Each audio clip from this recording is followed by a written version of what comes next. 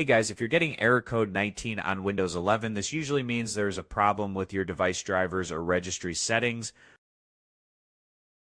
You will often see this error in Device Manager with a message saying Windows cannot start this hardware device. First, restart your PC. This clears temporary driver conflicts and sometimes fixes the issue immediately. If the error is still there, right-click the Start button and open Device Manager.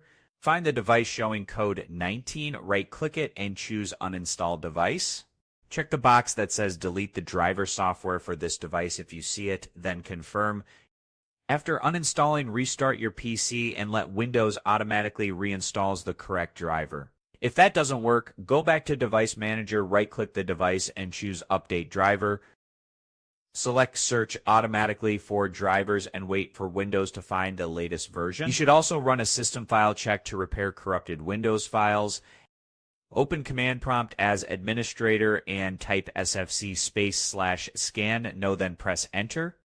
Wait for the scan to finish, then restart your PC. These steps fix this code on Windows 11 for most users. If this video helped you out, hit like and subscribe for more tech fixes. I'll see you in the next video.